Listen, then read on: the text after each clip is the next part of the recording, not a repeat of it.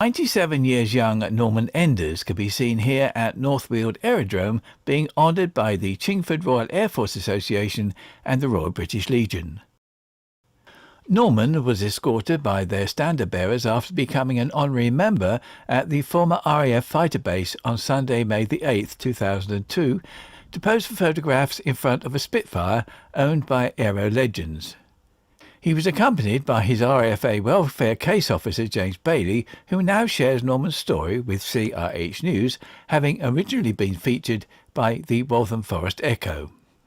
Mr. Bailey tells us that it was back in 1943 that Norman, an Air Training Corps cadet, received his call-up papers to the RAF, following his father, who served in the First World War in the RAF and the Royal Naval Air Service.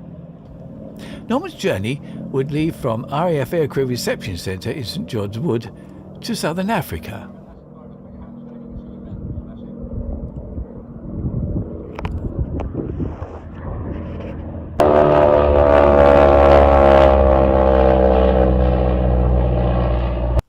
Selected for pilot training, he learned to fly on the de Havilland Tiger Moth biplane at 4 EFTS, that's the Elementary Flying Training School, RAF Brough, in Yorkshire.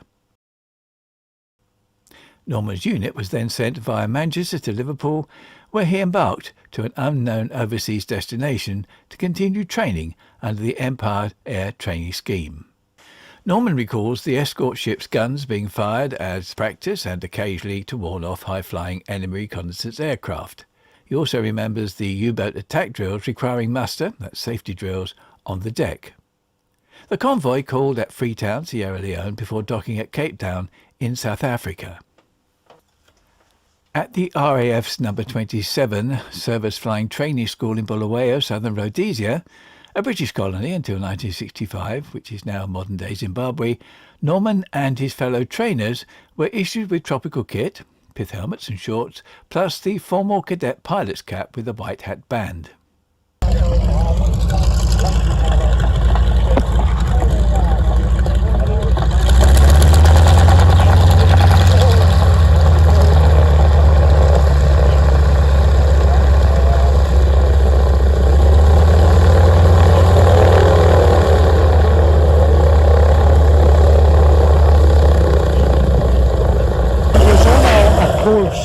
That was ultimately going to lead him to Burma.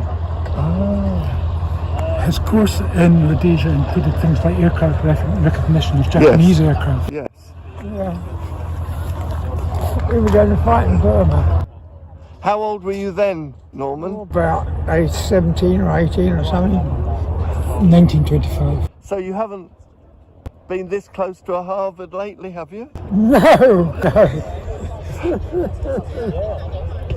Oh dear, it's as close as I've been here. This is the nearest I've been from time. There's an organisation called Project Propeller, and they organise an annual event specifically for World War II RAF aircrew, and they bring them from all over Britain to a central airfield where they meet and can share their reminiscences and so on. Last year it was actually in September because of COVID, and the year before that it was actually cancelled. But last September we flew to Halfpenny Green. This year Mr. Enders will be flying on the 19th of June. That's amazing. Is it? So? Yeah, this is the Air Force. Continuing his flight training, Norman progressed to the Harvard Advanced Trainer. The serious business of flying started at dawn each day to avoid the intense midday heat. He remembers the huge radial Pratt & Whitney engine vibrating as he opened the throttle, building revs for takeoff speed. Each flight consisting of 3 Harvard aircraft roaring off in clouds of dust. They soared over the Rhodesian bush landscape for navigation, aerial gunnery exercises and light bombing practice. The instructor in the rear cockpit always gave a constant commentary throughout the flights, which included aerobatics and evasive manoeuvres. One particular incident that Norman recalls is of misjudging a landing and his instructor, increasingly agitated, shouting, "Pull up, pull up!" accompanied by some coarse language, before gaining control, whizzing at low level along the runway before roaring over the boundary fence, climbing and banking and going back for another attempt. Norman's group concentrated on training for the war with Japan, and he was probably destined for No. 1670 Thunderbolt Conversion Unit in Bangalore, India, before frontline service over in Myanmar, then Burma. The RAF decided, however, to retrain Norman on radar, and he was transferred to No. 9 RDF RAF Yatesbury in Wiltshire. It was there that he celebrated VE Day in May 1945. But Norman's flying days were not yet over. In August 2019, Mr. Bailey joined Norman as he co-piloted a light aircraft flying out of North Weald to the Shuttleworth Aircraft Collection in Bedfordshire. Norman was obviously delighted and nervous to be back in the office, as it were, and a small crowd from the RAF Association in Chingford branch assembled to see him off. During our visit, a de Havilland Tiger Moth landed and taxied up. Norman and the notably young pilot chatted about the aircraft. A true meeting of minds separated by 7 decades of life experience.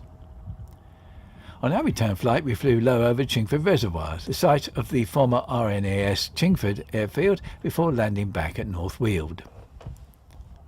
Now grounded, Norman is a resident of a Walthamstow care home, but he continues avidly to read his monthly Aeroplane magazine. James Bailey was an aerospace export manager based in the UK and Germany. His father served in the RAF. James is also an NHS dementia research champion and recently completed an MA in theology and is seeking ordination. This is John Rhodes with CRH News.